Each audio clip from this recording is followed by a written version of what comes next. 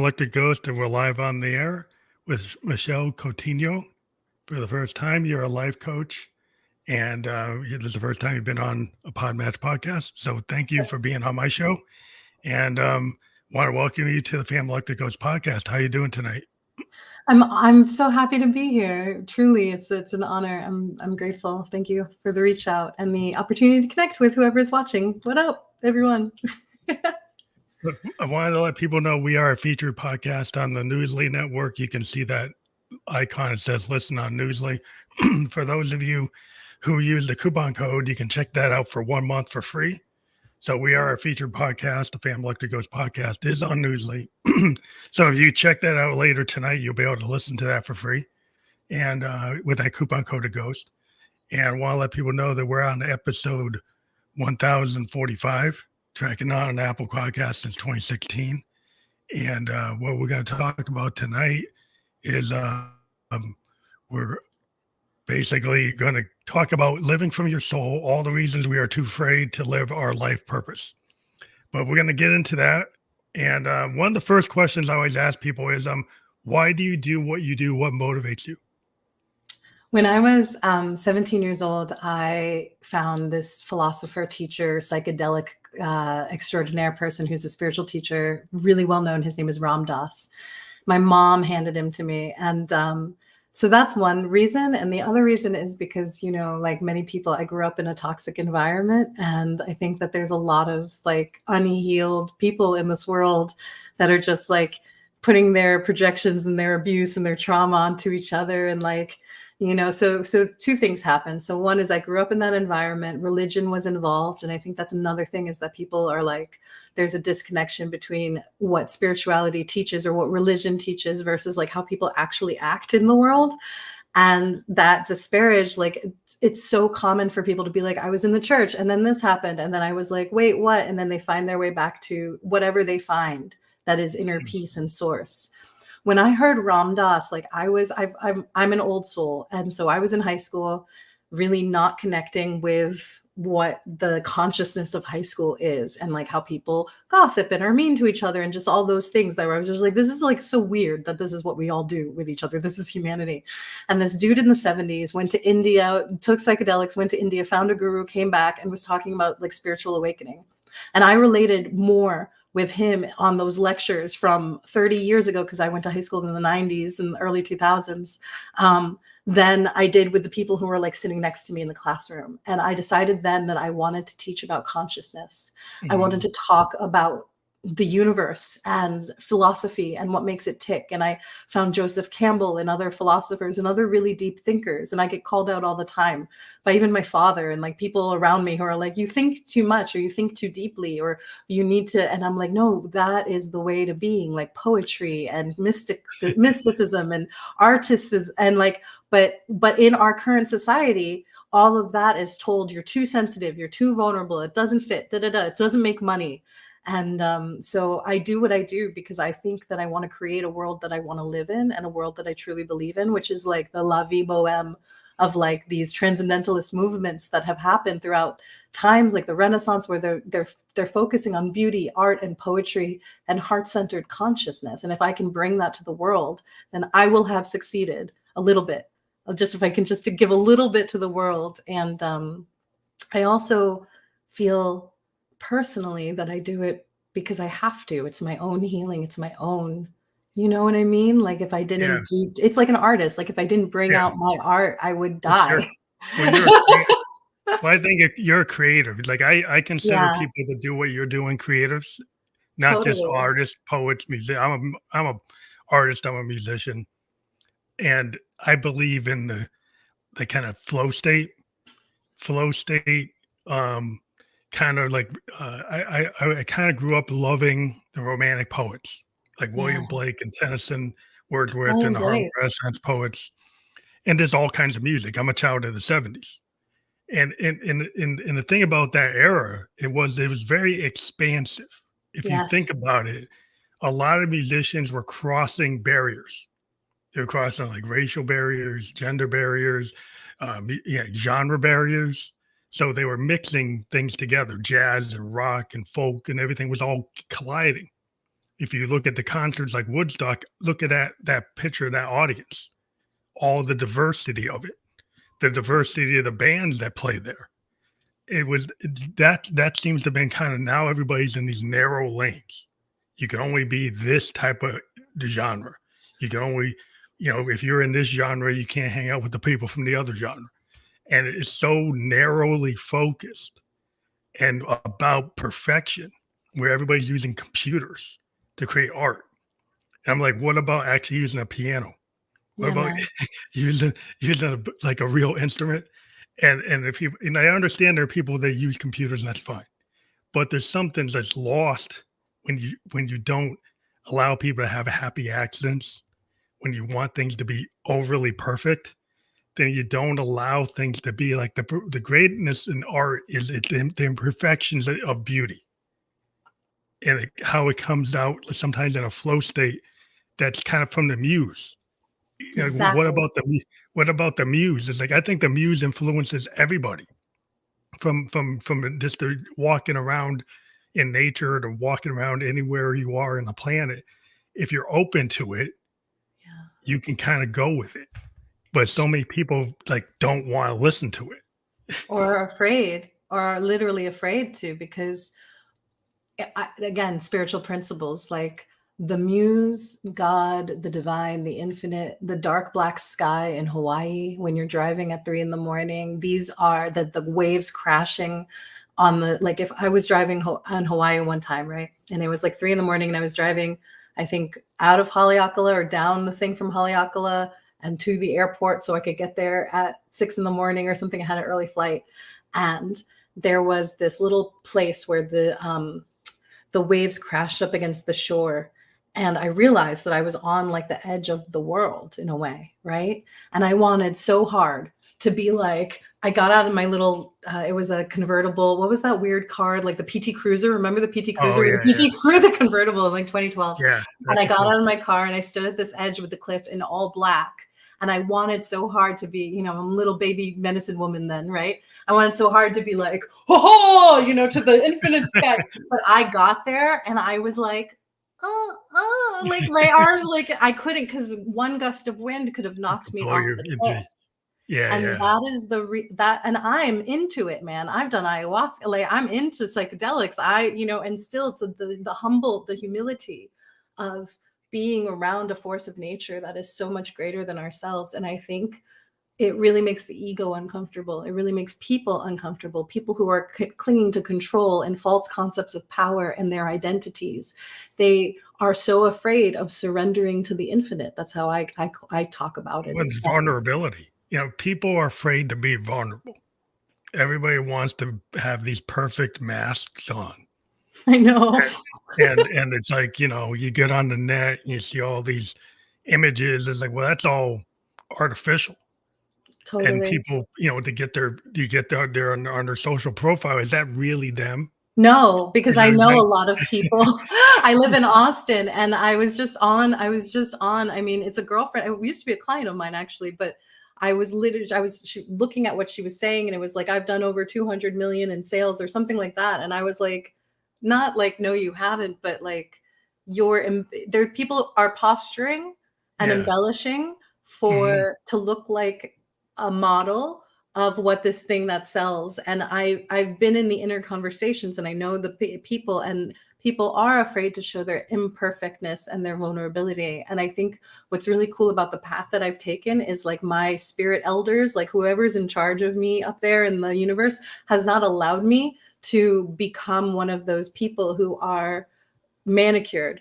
Like I can't pull it off for the life of me. And I think that's actually a blessing in a way, because I'm teaching now through my own vulnerability, and my navigation is like, that's actually not authentic. And the people who do that, I've met so many people in spiritual communities who are who have such high followings and make so much money.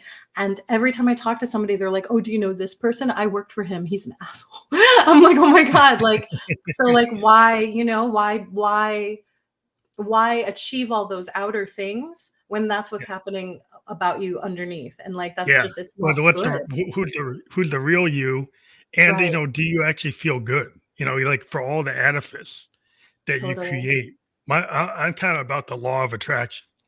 So if you build something kind of fake, then fake's going to come to you, right?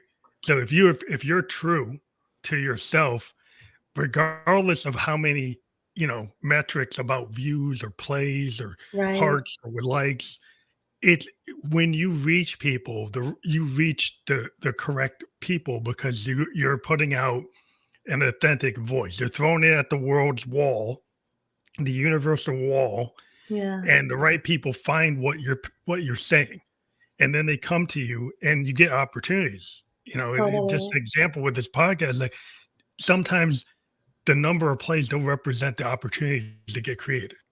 So, Yeah. like if you present a, a, a, like this episode and it reaches a certain person, that could cause a connection or Totally. ability May to it be work so. with that person. Yeah, there's all kinds of things that happen. There's Yeah. cascading events, and it doesn't equate to, oh, I got a million views. Yeah, I'm at the Yes. top of the algorithm. I'm on the top. So many people are into the lisp. They're into the Yeah. view. They're just looking at, you know, logical metrics Yeah. without understanding. Like, what about the fact that if you talk to 1,000 people, you get 1,000 perspectives, and it's like Mm. oral history. Like, the more you learn, the deeper you get. Right? The Word. more perspectives you get, then you get a more open mind that is willing to learn, and you're never done. So that's the benefit, and anything else is gravy, you Yeah, know? man. I love that. Yeah, because real truth is often hidden. That's something else that I've learned, is that there's a maturity in the subtle, and I think that everyone as a mass consciousness wants, all of our egos want to look a certain way, and I do love that part of myself, but every time I'm presented with something real, it's subtle. It's something I wouldn't have thought of. It's something that I didn't create with my mind even. It's something that Mhm. comes to you as a gift. That's like what grace is. And it's invisible. Power, true power is like subtle, and it weaves through things, and it weaves through all of life, and it doesn't present itself as an emblem. Yeah, It it's not always just, obvious. It's not the obvious it's thing not that obvious. glares at you. It's like a lot of times things get missed, Hmm. and then they become, like, very important. And so, like, certain people write papers, they write books, they create art, and it's Hmm. overlooked. It's Yeah. not popular. But Yeah. then later people find it, and Well, like that it William. could be advanced too, like Yeah, it's ahead of its time, and every then, time, like, like, yeah, yeah. definitely like William Blake, the poet we Mhm. know for Tiger, Tiger, Fearful of Thy Cemetery. He was not known in his time. He had the forethought to use Wow. acid to etch his poems into metal plates with artwork. All of the songs of innocence and experience actually have art that was etched in acid that go with those poems.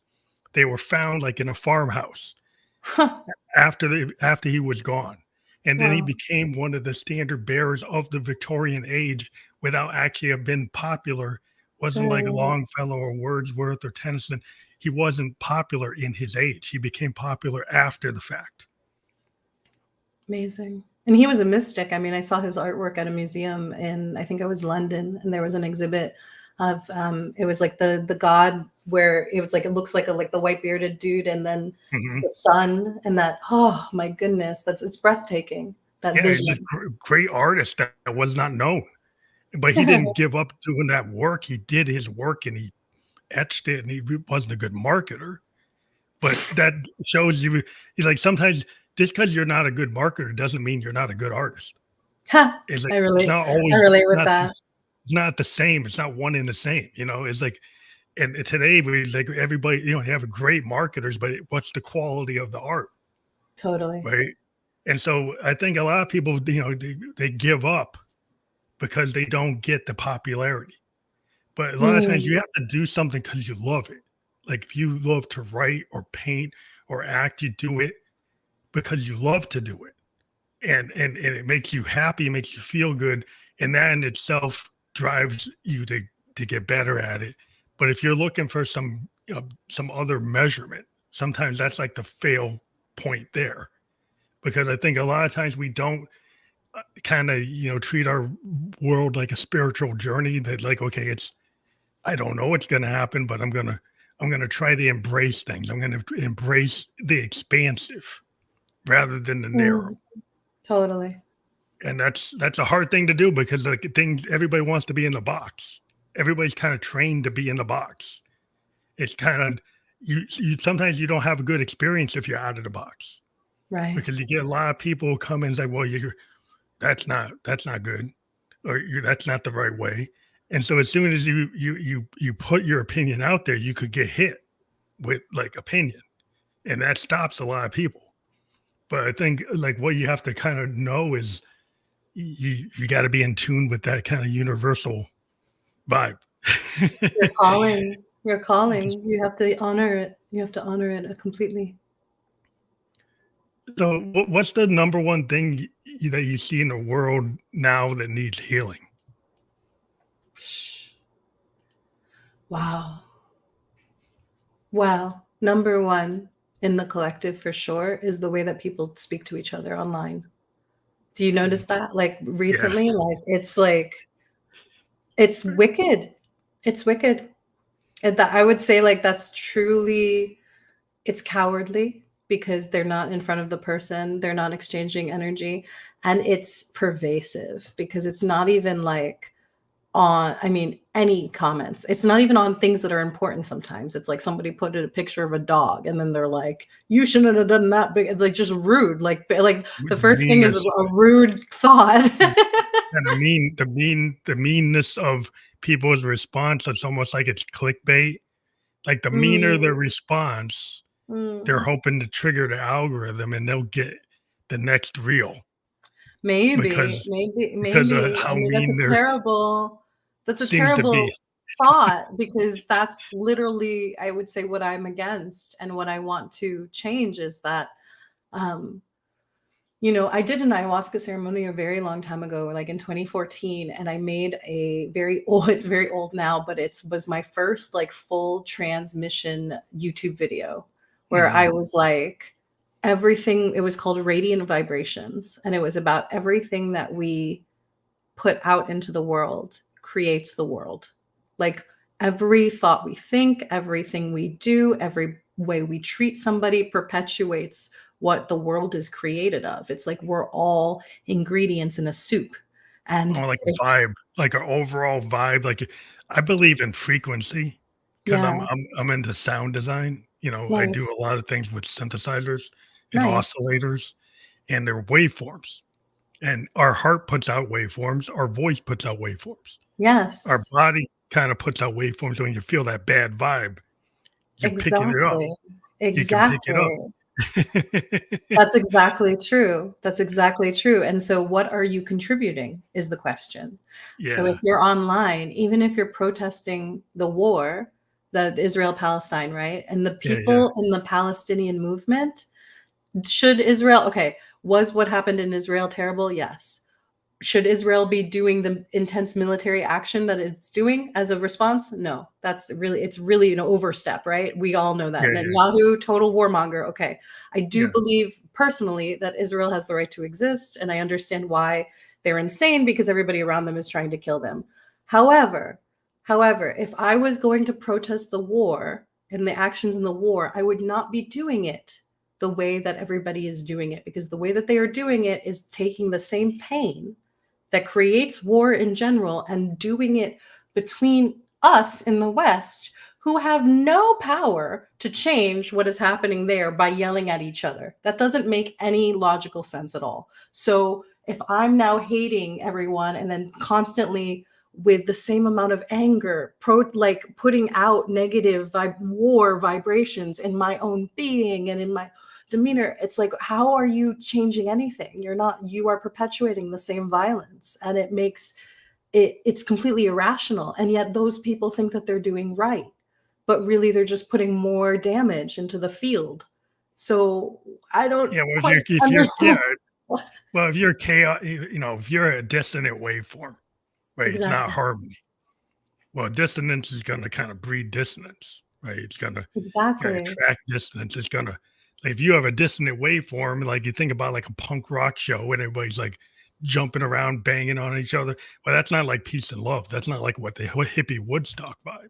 Well, No. hippie Woodstock vibe is like everybody's kind of all together. There's other vibes like I'm jumping on people, kicking them in the head. It's like, well, that's not exactly being together, right? That's kind of No. being kind of to the point where you don't care if you hurt the next person. You're just like, oh, it's all out for you.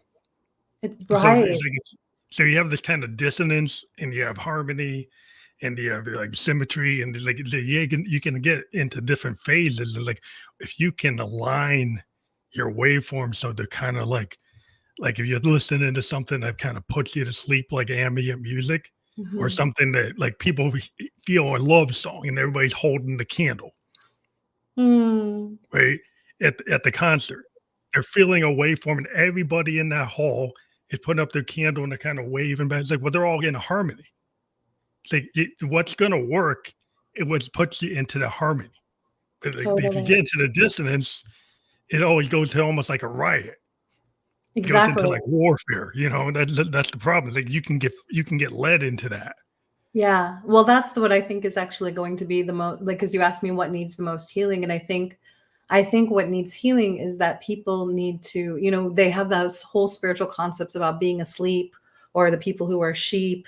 And then, but nowadays it's even the woke movement, quote unquote, has turned into the like sleep people, because if anybody says anything, then everybody just follows the one thing. That's the current narrative of what we're saying activism is. And I believe that what's going to change that is when people actually have the courage. Because of cancel culture, everybody's afraid. So they don't want to stand out and actually speak what's true, which is that way of creating division, even if you're doing it in the name of liberation, is not actually going to heal anything.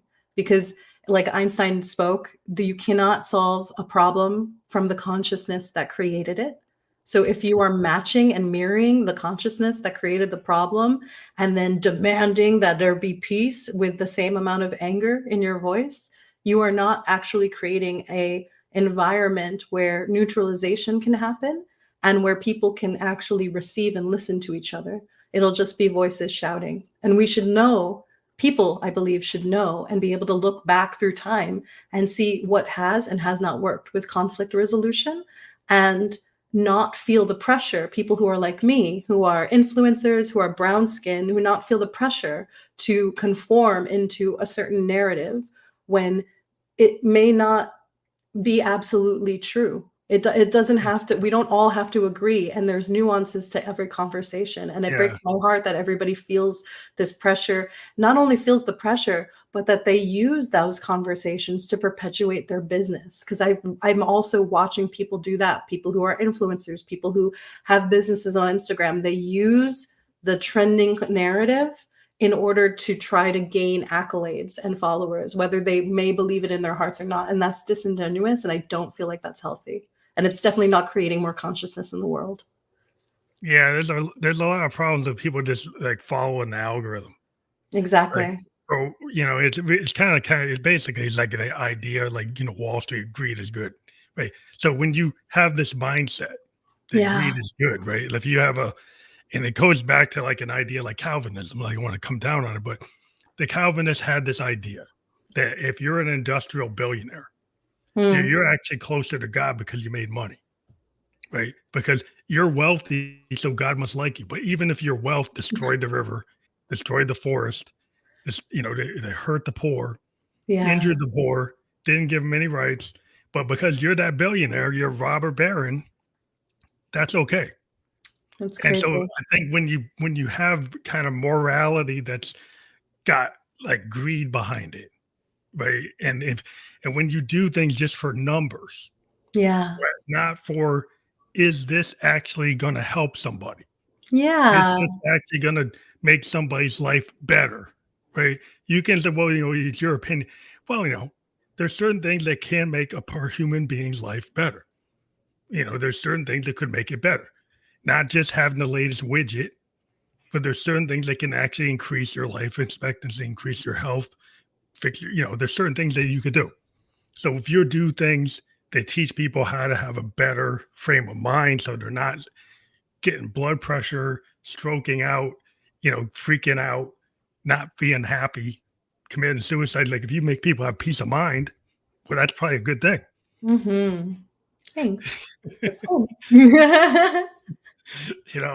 But it's like, well, it's subjective. It's like, well, everything's subjective if you want it to be. But I think there's a lot of stuff that's out there, like you said, that people who are disingenuous, not authentic, wearing masks.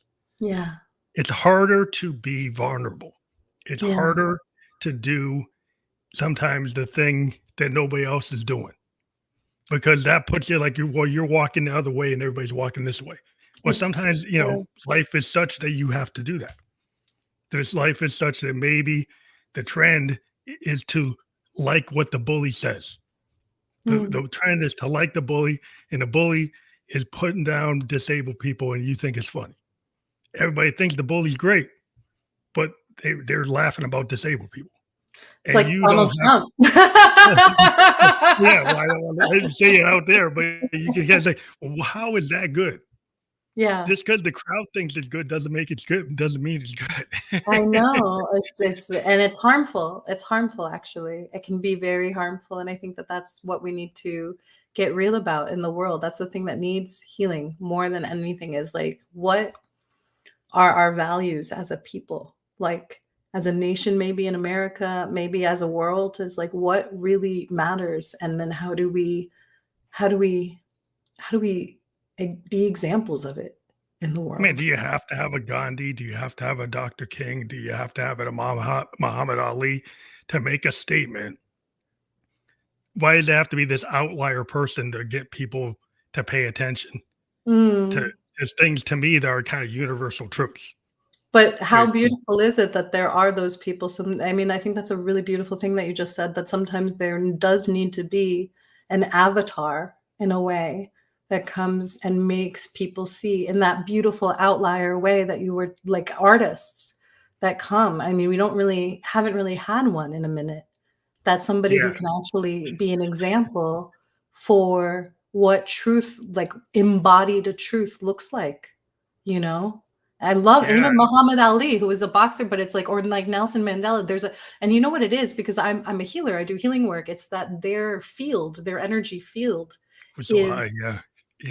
it's so radiant and so clear about what they're, so in integrity and in their true subtle power, that people are changed just by being in their presence. And that is what I am, like, not trying to become, but at least pointing myself toward. Trying to be on that zone. I mean, that's what I try to do. I mean, I think anybody who tries to be authentic is to be authentic yourself, right? Exactly. And then hope people think it's a good idea, and then law of attraction, they come toward you. They get a group of people, you get a collective.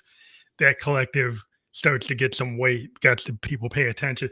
That's all you can do, is try your best. And I feel like a lot of times in this world, a lot of the gatekeepers have made it such that it's hard for people to get to find these people. Not that they aren't here.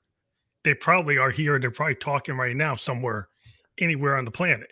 Right. It's just there are certain people who control what we see that aren't allowing those people to bubble to the top. True. That's very true. It is a narrative that gets perpetuated, a certain narrative. And it's true. Like, even people all the time talk about, like, if they spoke out about COVID or politics or XYZ, that they get banned nowadays on social media. And isn't that insane that even can happen?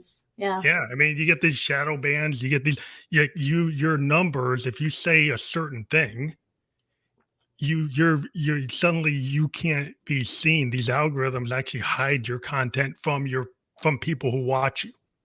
And then suddenly they can't see it. And so the tech has gotten so out of control. Yeah. And then people start asking, well, who actually is controlling that algorithm?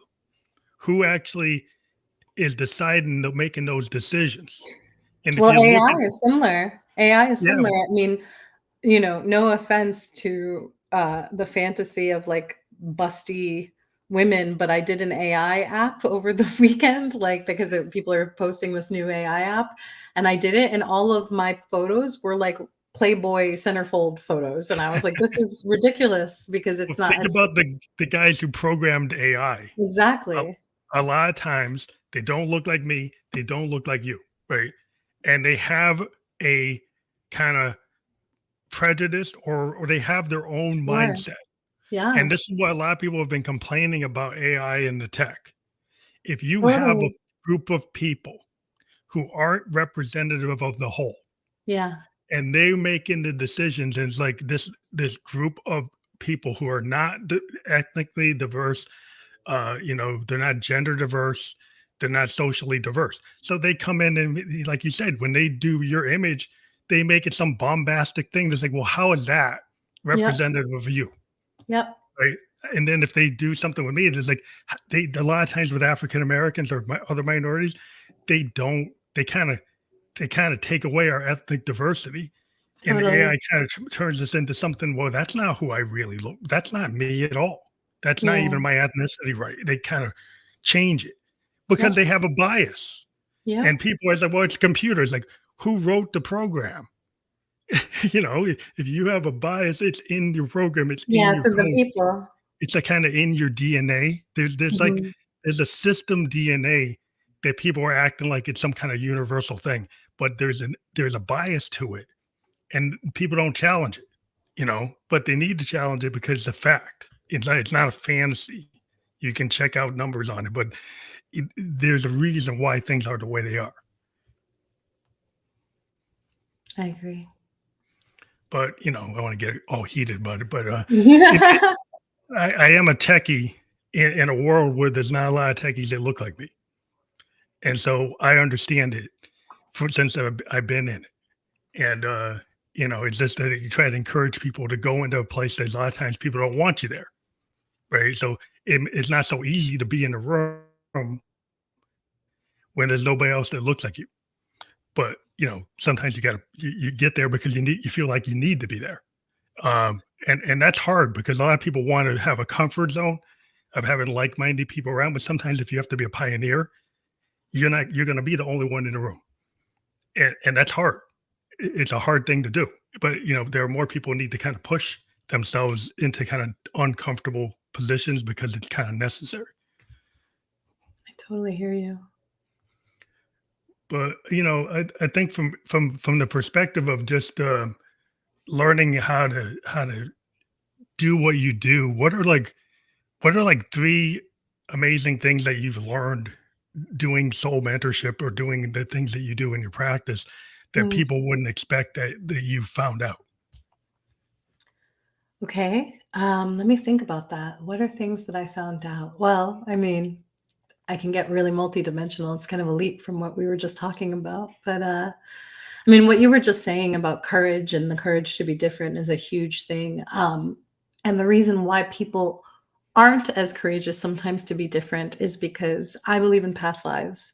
And so I found out that, so I started as a vocal empowerment coach because I wanted to give people like a very specific niche, right? It's a trending word, is a niche, so that they would understand what I do, even though I always knew that I did spiritual mentorship.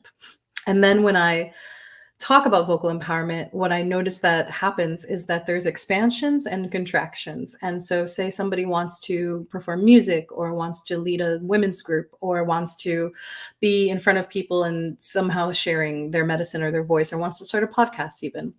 They might really have that desire, but when they get up on stage, they start to shake or they start to actually feel this contraction and they can't manage their energy field in a certain way. Why is that? Sometimes it's because of childhood trauma, but childhood trauma often mirrors what our karmic predicament is. And so, if you're asking me an interesting thing that I found out, it's that I have this skill to sit in front of somebody with my coaching one on one and hear and see who they were in a past life. For example, I worked with a young man who was 30 years old and I met him at it was the first time I went to a singles meetup. here in Austin because one of my friends was going and he wanted like the backup support. So I went and I met a young boy who was talking to me and I was like, I'm not really, I'm a coach and I'm not really here for dating. I'm just with my friend, but we'll talk. And he said, I have a feeling I could learn something from you. And I said, okay, fill out, my application and like, let's talk. And when we sat in front of each other, I had a transmission come through. I like get them like beam of light information in my head. And I saw him as a Shiva initiate in an Indian temple somewhere. And well, I guess in India, not somewhere, but somewhere in India. And it was another lifetime. He's a software developer who goes to festivals, flat brim hat, white kid, etc.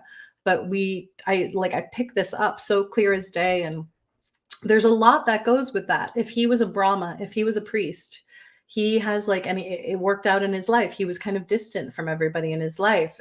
In his sexuality, we did a little bit of tantric work where he had to be able to actually receive and feel from the partner because he was just in a certain energetic way in his being where he was present, but he wasn't really connected. And so we did different breath practices. In the testimonial that's on my website that he wrote for me, he said, I wasn't even connected to the lower half of my body before, but Michelle helped me bring my energy down into my roots and understand. And there's a way to work with sexual energy where it's not lusty or sexual. It's natural. It's exquisite and normal and healthy. So I think the biggest thing that I learned was that we all are wired and programmed from not only our upbringing and religion or parents or society, but also we're carrying as a soul. And in the yoga Vedas, they call it samskaras. We're carrying in our mental and emotional body these aversions and attractions, these things that we're wanting and these things that we're scared of based on our soul's history. And by accessing those pieces of our soul's history. And then here's another really crazy thing that I learned was there's an initiation a bit about there's different times in our life where it's almost like the merits or the gifts of the past want to come forward into this current incarnation. And the only way to do that is actually, and this is, I know it's a weird, why is this like that? But it is, you have to experience the pain of the other lifetime or go through whatever broke your heart or fractured your soul about that experience in order to integrate the medicine and the gifts and bring them back into this current incarnation. And I discuss that, say, anchoring more of your soul into your body. So let's say that and it's amazing the ways that it comes into this lifetime because if somebody was imprisoned in another past life, they will come up with a situation in this life where either they have a boss or a school or something that makes them feel like a prison. It's not like that they're imprisoned in this life, but the energetic tone is the same. And only by taking that experience and then integrating it and healing it and seeing it from a higher perspective, that's what I believe my coaching and my intuitive work and healing does, is I can tap into what if you were a character in a story? How would you see this as if you were seeing it from above yourself? And then the person gets to receive and see that. And usually they have insights in my present, oh my God, it was this, or, oh, I never thought about it this way, but that it had to be this. And that's why, and And that integration gives you a sense of wholeness. And from that, your authentic leadership, your voice, your power, you can move with more freedom in the world because you went through that shadow, the work, the challenge, the soul piece, and you made use of it. And it has a place all of a sudden in your psyche. And then multidimensionally, you're healed. And then what happens after that is you access these gifts and this truth that it's more of you present in your body. You've called in more of your true soul self, and then you're more authentic, and then you're less fearful when it comes to dealing with people who might have different opinions or other authority, because it's you're no, I've been there, I walked through it, and I know this about myself. And maybe then that's what starts to trigger people, that you know yourself so well. But it doesn't matter, because that's okay, because then you have a sense of wholeness and you're complete within your own being. So those are some things that I stumbled upon. That's interesting, because it kind of it talks about the imposter syndrome that a lot of people have. Yeah. It's because, but in your case, you're talking about in past lives, people might have this imposter thing that's been carrying from life to life. And then maybe each life they're not actually confronting it, and so they never get outside of it, and they're kind of boxed in. They're like in the box. I've Yeah. always And talk about people being in the box and they're kind of like stuck.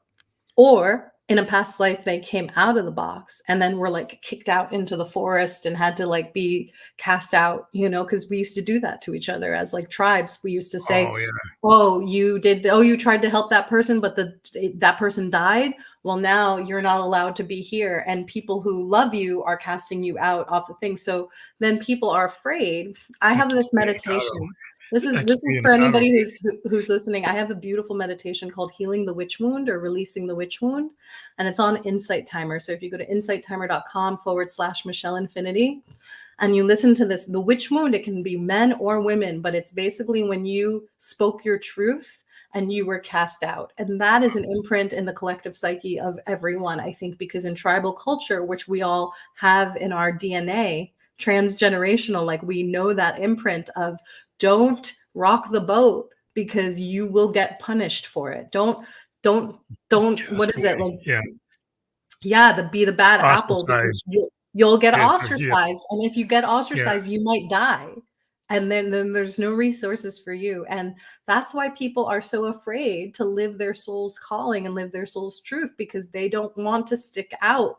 And why people don't want to go against the current narrative on Facebook or Instagram is because if I just follow the way everybody else is going, maybe I'll be rewarded for it, or maybe I'll be safe. It really comes down to safety. And it takes so much courage for someone to go outside the box and the norm and have a voice that's a little bit different. And yet that's what we need. That's what authentic power and truth and leadership really is somebody who is courageous enough to say, you know what, everybody doing this is not the right way to be in integrity. Because once somebody says that, it gives permission. And then everybody else gets to say, that's true. I agree with you. But you have to be courageous enough to have that voice of leadership. And not a lot of people do. Yeah, that's when you get people, you get like, Nichiren Daishonin, and I follow like a type of Buddhism.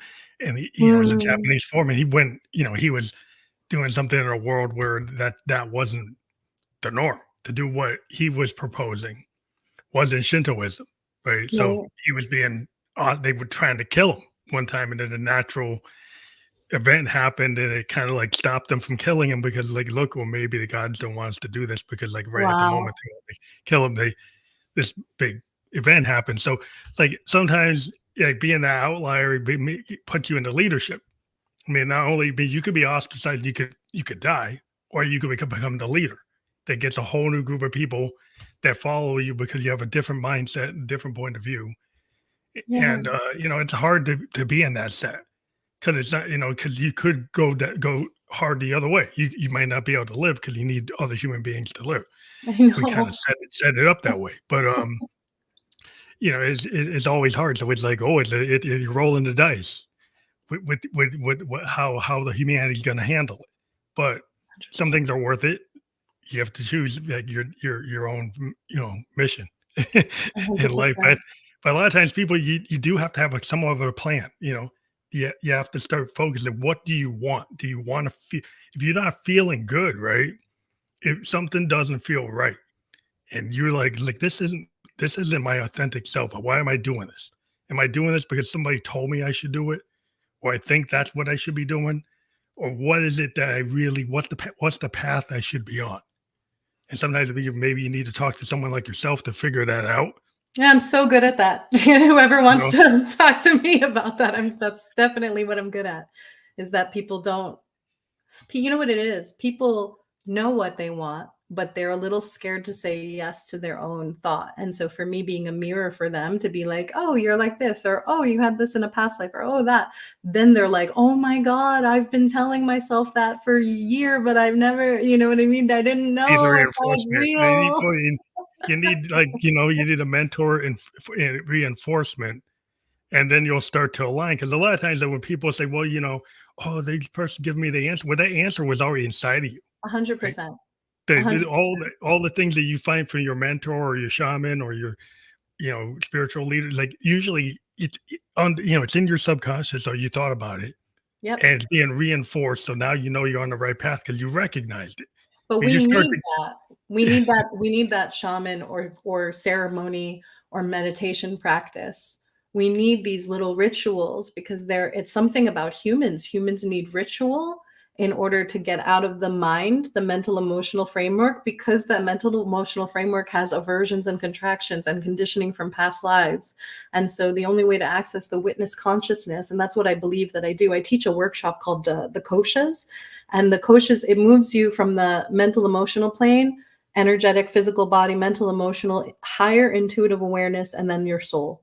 So there are these levels of consciousness that you can access. And I feel like what I see my clients do is when they get that aha moment of, oh my God, da, da, da, or, oh, that's why this happened and this, you're going beyond the mind and into your higher intuitive awareness. So literally seeing yourself from an eagle eye view. It's very hard to do that by yourself unless you're like having a badass meditation, which only comes on certain days. I meditate almost every day, and like only certain, and you said you study Buddhism, so you understand the same thing. Only certain days it's like, woo, in the pocket. But other times it's just like clearing out some noise and stuff. But man, when you're in front of another person, it's like that Jesus thing. When two or more are gathered, it's like something else happens and spirit comes in and speaks. And when you hold that vision and that container for that, and it is remarkable.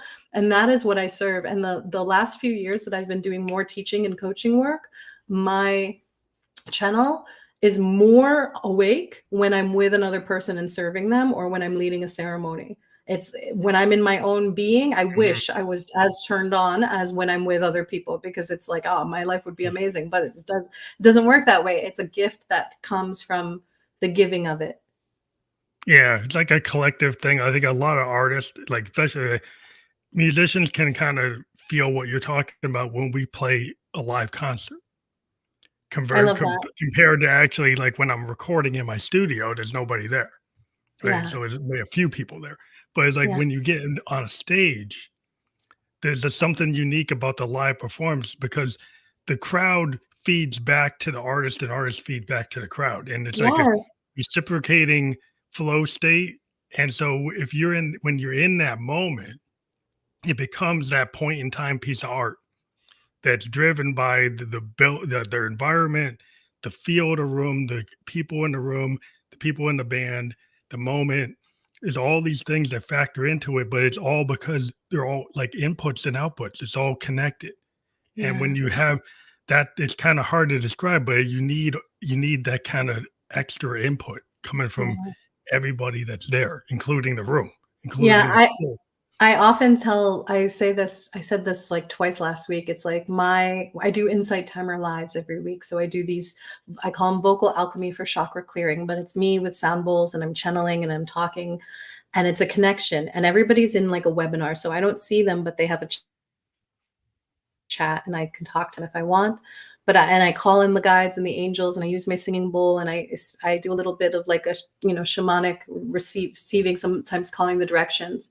But I feel like my job is a conduit. I'm a bridge between heaven, like the guides and the angels, and then the people in the audience receiving. And then what I get to do is like exchange. So they say the things to me, I receive what they say to me, and then I listen. And as I'm listening, like a musician, I attune to like, where does the sound need to go? What mantra do I need to sing next? What do the people need? Or I'll even be guiding a meditation, say I'm doing like the chakra part, and I'm going and I feel that we need to talk about forgiveness in the heart. And then I'll spend the next 20 minutes talking about and teaching about forgiveness, because that's what I felt was in the space.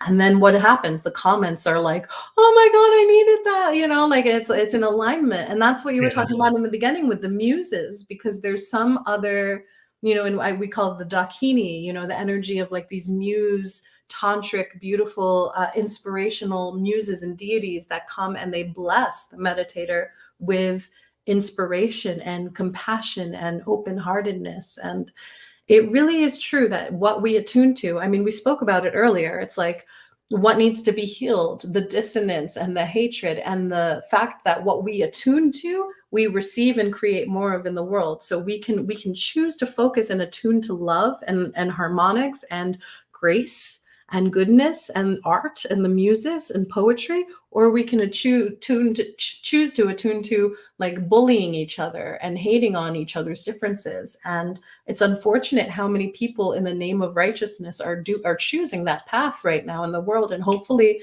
it won't be like that in the next few years, and we're burning it out, I hope. but I don't know. Maybe you can show us with the sound bowl. I think we had Yeah. talked earlier before we went on air. Maybe you could show us like Yeah. how you do that. Okay, let's listen together, because that's the first part of singing, is always listening. So if you're listening, watching around with me, you can take a deep breath.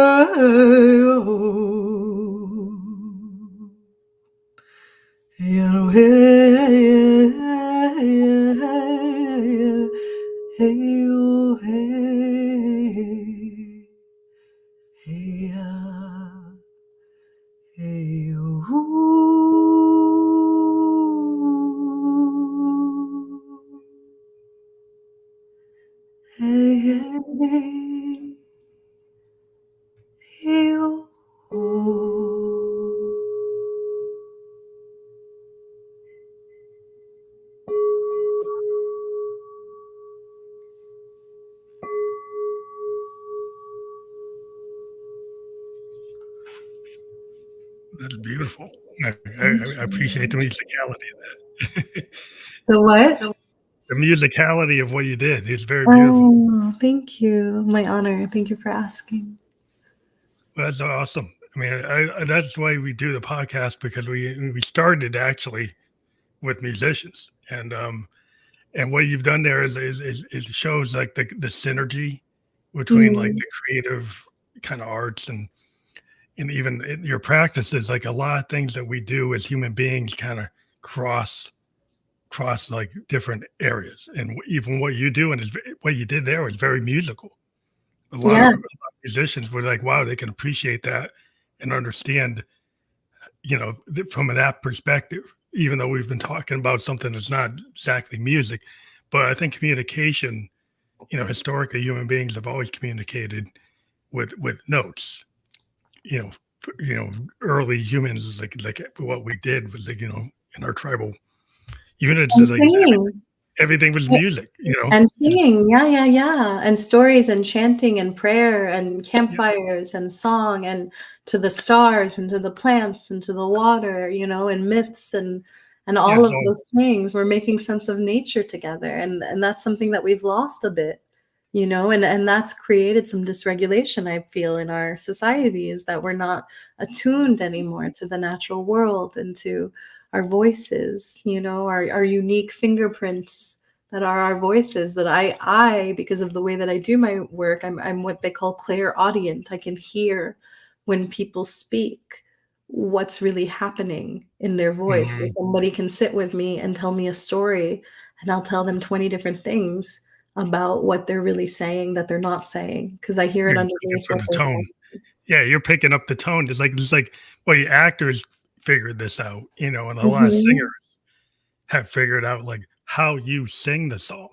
mhm, conveys the emotion of the song, and it's more than the words that you're singing. So totally. you can make something that sounded happy be melancholy.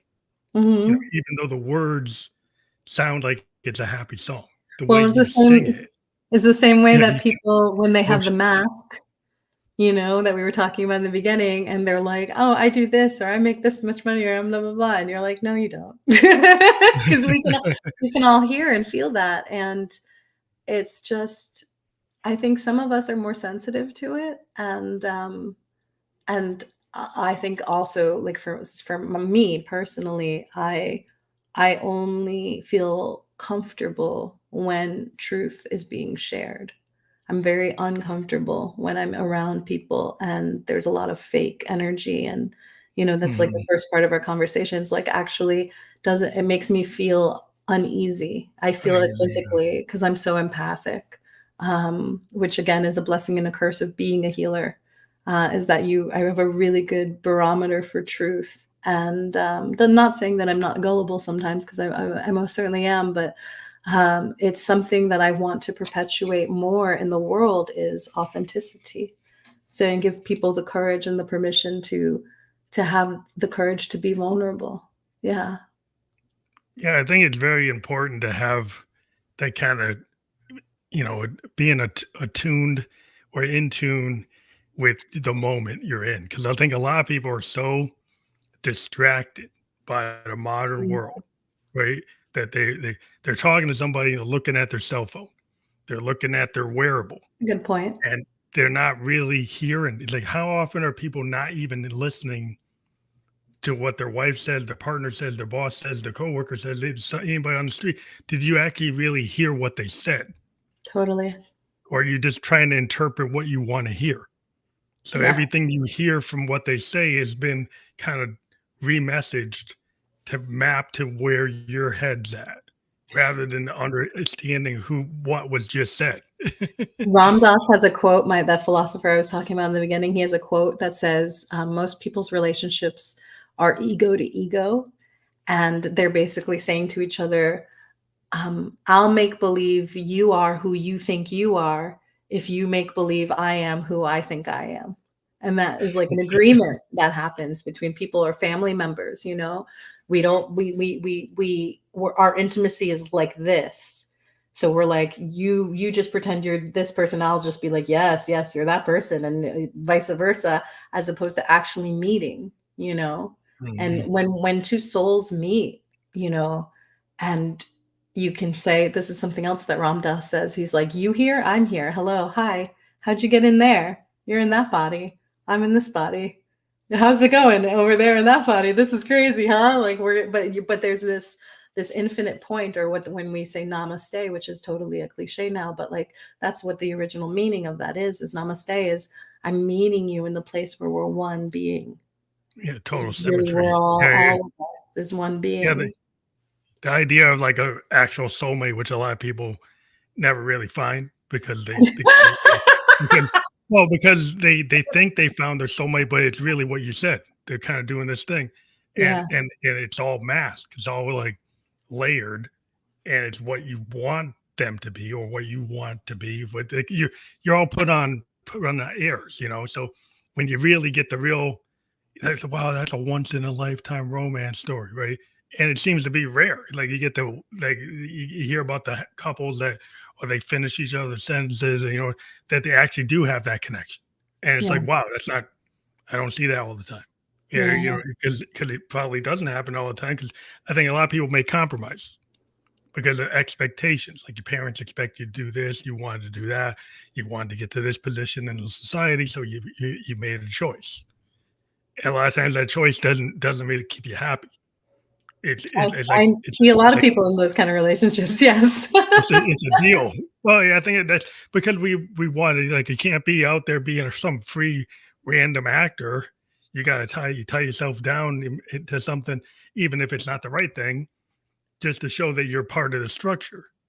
That you bought into the structures, or you bought into it, but then you're not happy because you're like, well, I was supposed to get to this.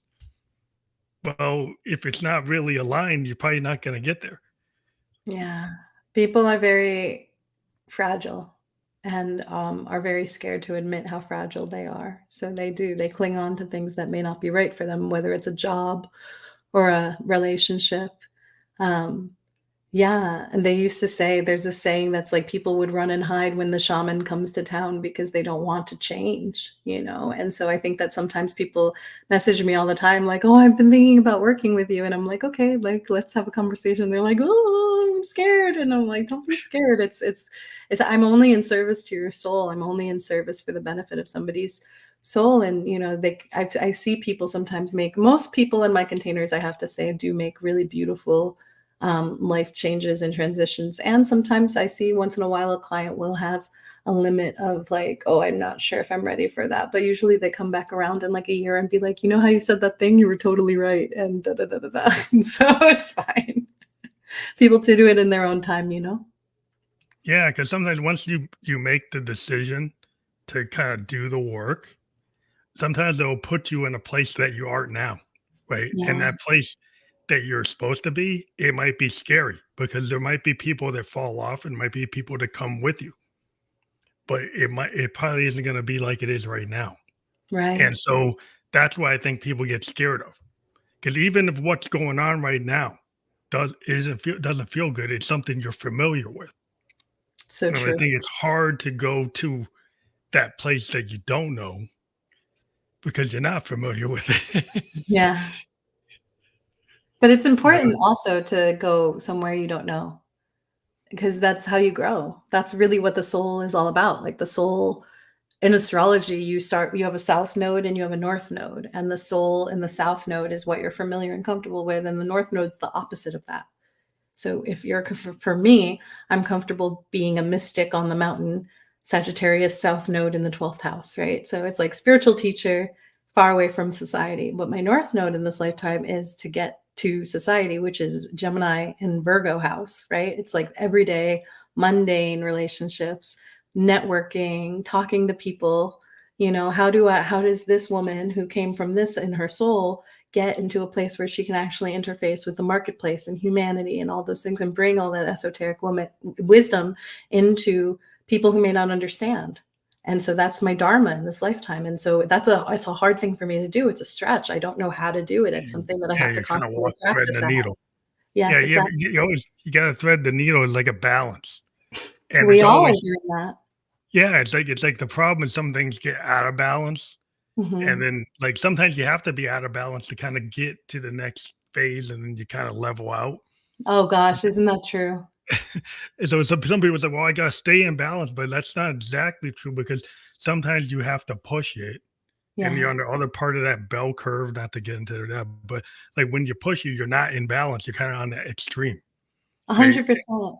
And a lot of people don't realize is like that's kind of part of life is sometimes you're going to be on that extreme edge. You don't always have to stay there, but at some point they're there for some period to get to the next thing and then you level out and it's hard.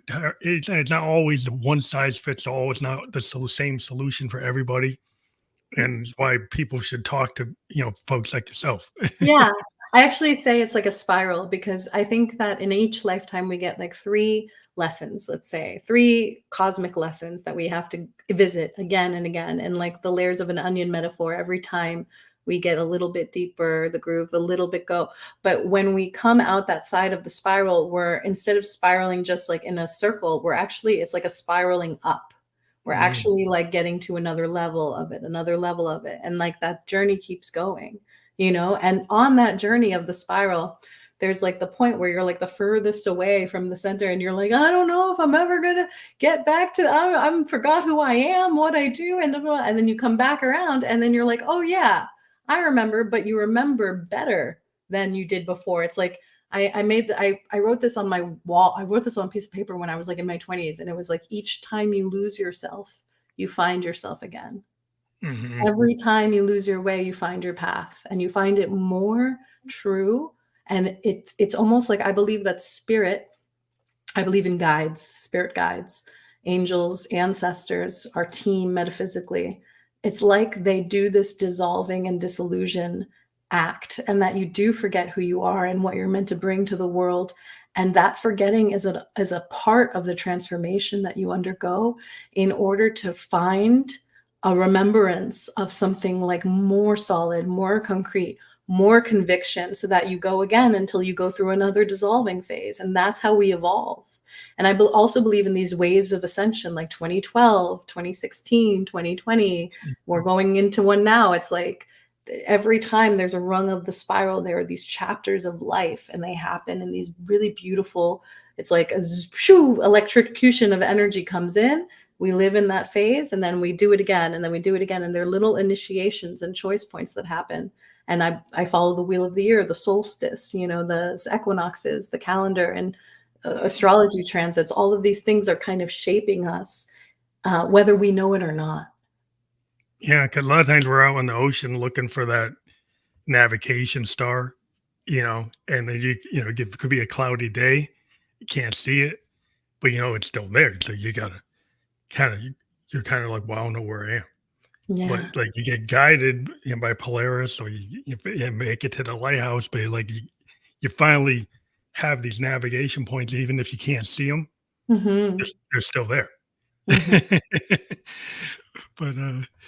that's my little story. But thank you again for being on the show. We always hit like the hour faster than we ever think that's going to happen, but we hit our hour mark by a little bit over. But I want to thank you again for being a guest on the Family Electric Ghost podcast. We were live on Facebook, YouTube, and Twitch. We're going to be on all the other major podcast platforms by tomorrow. We'll send you a landing page for your audience, plus the video file. We send a video file with the whole thing, so you can cut it up into reels or however you want to. Oh, you're so sweet. Thank you again for being on the show. We do appreciate it. We do want to make sure everybody clicks your link. That will be clickable. Thank your you. Bitly Soul Mentorship, that will actually be clickable when people check this out on all the platforms. So we'll be able to click through and get right to that.